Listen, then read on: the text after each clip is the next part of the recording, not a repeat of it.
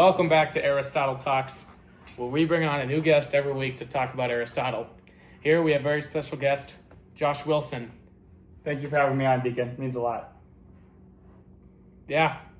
So today we're going to be asking him a few questions about friendship. Can't wait. All right. In Aristotle's work, what does he define friendship as? Well, let's not jump into that right away. Let's begin with figuring out the essential criteria for a friendship. And it is seen as a mutually recognized bearing of goodwill and wishing well to each other. And now, ultimately, defining the friendship, Aristotle says a good and virtuous friendship is a relationship where people mutually like each other and do good for one another and share goals and spend time together. So basically what he's trying to say is that a good friendship where you guys have the same goals and you guys spend time together and you guys want each other well-being. You want him to do just as good as you want yourself to do good, if not better. So that's kind of what he defines a friendship as, at least a good one, of course. Very good, very good. Love that answer, Josh. Of course. Okay, then. So what are the different types of friendships? The three different types of friendships are utility, pleasure, and perfect or virtuous. Utility is where they do not love each other for themselves, but in virtue of some good they get of it. So in simple terms, they both benefit and get something out of it. So this could include like business partners where they benefit from each other. They get some sort of money, wealth, or fame out of it. Some like CEOs cooperating or like a boss talking down to his employees and stuff like that.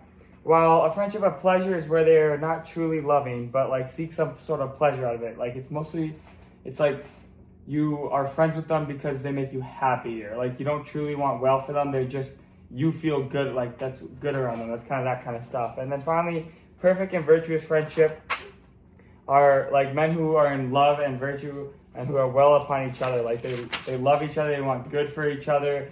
They are usually virtuous, useful, and pleasurable, and they're stable. They're very stable friendships. So basically that's it. And so kind of for utility friendships are found in mostly older people. Pleasure friendships are most commonly found in younger people, like youth. And then perfect and virtuous friendships can be found in all sorts of, all different variety of people, no specific age group there. Okay, then. I was just wondering, what proof do you have for the friendship facts? Well, of course you're going to ask that, so I brought along one of the bestsellers, Aristotle's The Nicomachean Ethics. It's an Oxford World Classics, and so basically he has a bunch of famous quotes in here that he likes to use, but in book 8.3 he says, and I quote, "Now those who wish well to their friends for the sake are most truly friends, for they do this by reason of their own nature and not incidentally." And so Aristotle is trying to say that a perfect friendship is by reason of nature and not incidentally, like useful and utility friendships are. So like it's our nature to have a virtuous friendship. We want to be like Jesus and have these virtuous friendships that are good and we're happy for other people and they're stable and they're like, that's just what you want. That's what God created our nature to be like. All right, let's just slow it down here. Okay. Do you have any other evidence to back up these very bold claims yes. by you? Yes, I do. I really do. So the book is full of great claims and evidence. So he also says in book 8.4 that, and I quote, "Because of pleasure or utility, then even bad men may have friends in each other, or good men of bad, or one who is neither good nor bad may be friend to any sort of person. But clearly only good men can be friends because of themselves." And so this kind of just proves that bad people can have friends, but their friendship will not be virtuous and perfect, but either utility or pleasure. So like that's why he defines three types of friendships instead of just one, because if you only did the first one of virtuous friendships, then that would create a big flaw or hole in bad men. But he says that this is why he gives us, because like if there's three different types of friendships, and that includes all people, including bad people, and who can't have virtuous friendships because they don't have virtue and they don't see the love in others, so they're unable to have that. Very good, very good. I was just wondering, Josh Wilson, are there any other interesting facts from Aristotle works? Well, more specifically in the book? Well, there really are. There's many, but he says that friends need to live near each other so that they may delight and benefit from each other, which I would personally agree, because we live in a time and age where we have phones, and phones you can FaceTime, you can call, you can text, so you can benefit and find pleasure in each other online. Where he lived in 300 BC, you didn't have any of that. You had to write a letter or whatever they did back then, and so that's kind of why like he's like a little outdated in that sense, where he says you have to be around them to delight and pleasure. But like nowadays we have phones, and so we're able to really just have more friends, have more quote unquote virtuous friendships, even though you might not live next to somebody.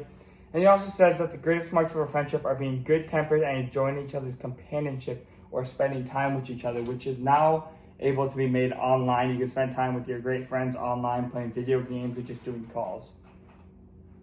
Great answer. I love that.